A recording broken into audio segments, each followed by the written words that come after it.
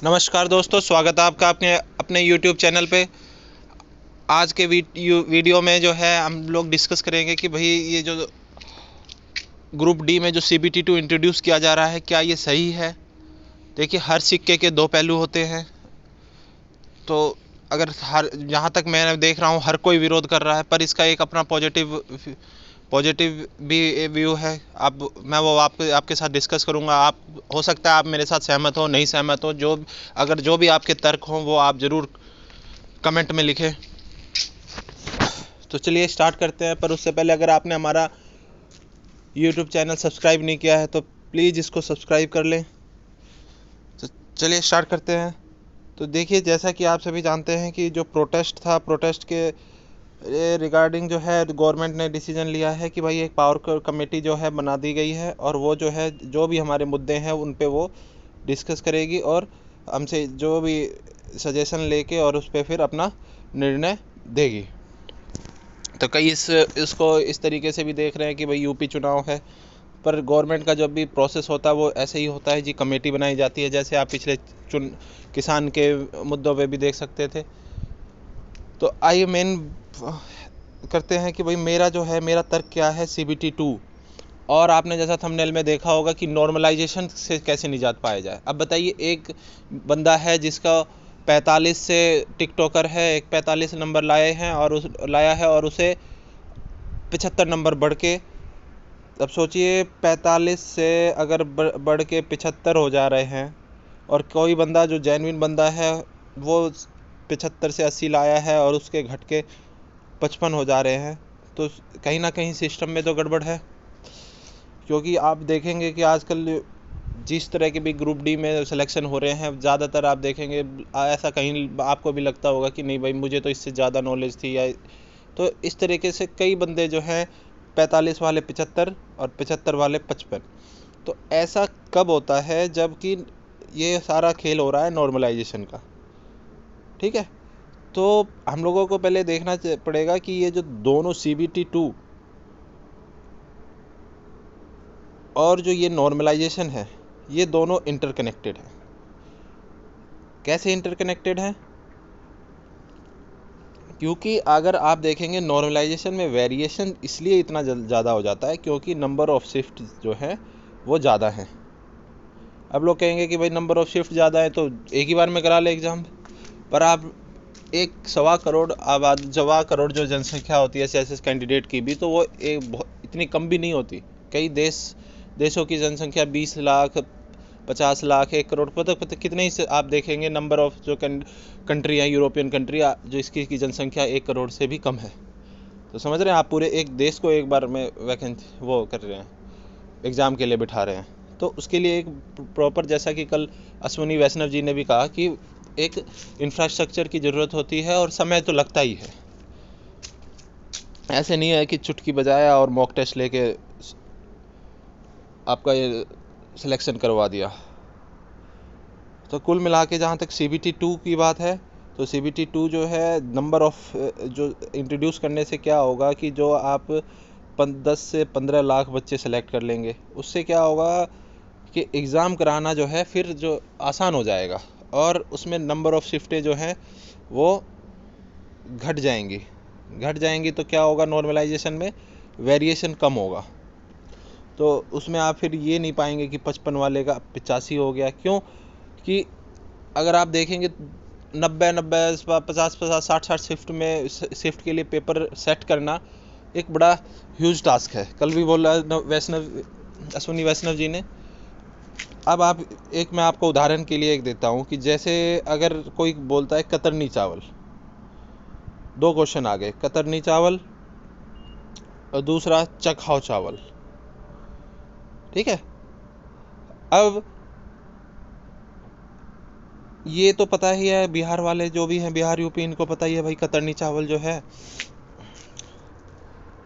कतरनी चावल एक हमारे ही इसमें बिहार की एक वैरायटी है चावल की। पर चखाओ चावल बहुत ही कम लोगों को पता है। पर एग्जामिनर तो वो सीधा वो जाएगा GI टैग में, और वो ये एक पहले शिफ्ट में ये डाल देगा, दूसरे शिफ्ट में ये डाल देगा चखाओ चावल। तो वेरिएशन जो आता है इसमें एग्ज़ाम में, वो ऐसा नहीं हो सकता कि एक ही तरह का जो डिफ़िकल्टी लेवल आप सभी 60 शिफ्ट को मतलब सेट कर दें। तो कुछ ना कुछ उसमें वेरिएशन हो ही जाती है, किसी में ज़्यादा हो जाती है, किसी में कम हो जाती है। और वेरिएशन एक तरीके केवल इसी तरीके से नहीं होती। जैसे पहला शिफ्ट कोई पेपर दे के आया, उसने बताया भाई इस ऐसे ऐसे मैथ के इस टाइप के क्वेश्चन थे, रीजनिंग के इस टाइप के क्वेश्चन थे, तो उससे दूसरी शिफ्ट वाला बंदा क्या करता है कि वो ऑब्वियस है, वो उस तरह के पेपर एग्जाम, वो जो सवाल है वो करके जाता है, उस तरह के टॉपिक को जो वो है करके जाता है।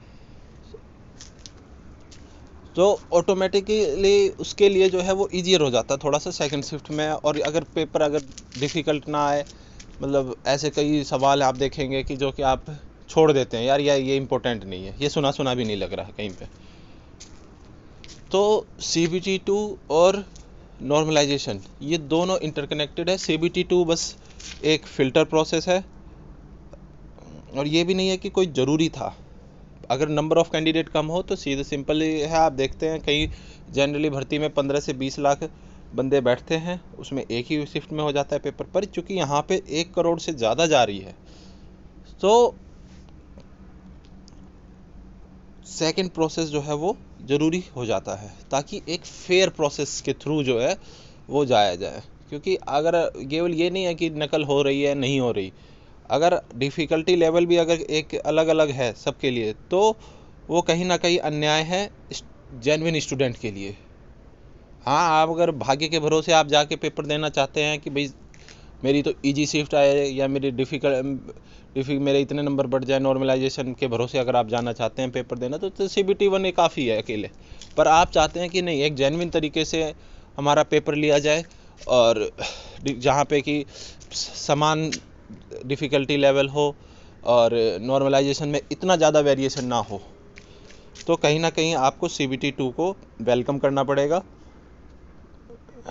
और मैं तो कहता हूँ कि आप इसको सपोर्ट करें।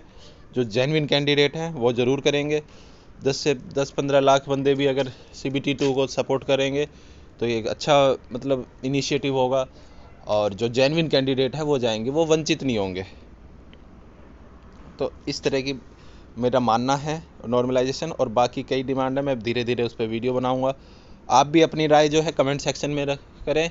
किसी भी तरह की गाइडेंस है तो वो ज़रूर आप इस कमेंट सेक्शन में कमेंट करके पूछ सकते हैं। टेलीग्राम ग्रुप भी ज्वाइन कर सकते हैं।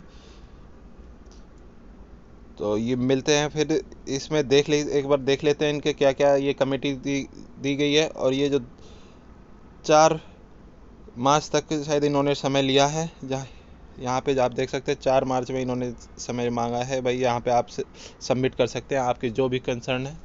तो मैं ये कहूँगा कि कोई आप किसी भी कोई चाहे कैसा टीचर हो, यह यहाँ पे लोकतंत्र है।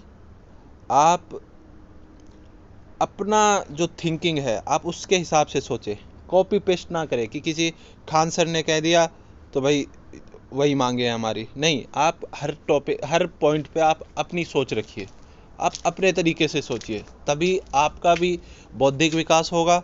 ये नहीं है कि नवीन सर ने ऐसे बोल दिया कि भाई ये हमारी 20 मांगे हैं, तो आप भी उसको बस कॉपी पेस्ट करके उस पर भेजे जा रहे हैं। तो ये कहीं ना कहीं एक आपको भी विकलांग बनाता है। विकलांग तो नहीं, दिव्यांग कह लीजिए, मगर ऐसे केसों में विकलांग ही कहा जाएगा कि आप कहीं ना कहीं सब कुछ होते हुए भी आप अपना जो बौद्धिक विकास है वो किसी दूसरे के भरोसे आप छोड़ रहे हैं। तो मैं यही कहूँगा कि आप सभी अपनी थिंकिंग सोचिए, और सभी पहलू को सोचते हुए फिर अपना कोई भी फाइनल डिसीजन जो है वो लें। ये आपके लिए भी और सबके लिए बेहतर होगा। चलिए मिलते हैं नेक्स्ट वीडियो में। अपने कमेंट ज़रूर कमेंट सेक्शन में कमेंट करें।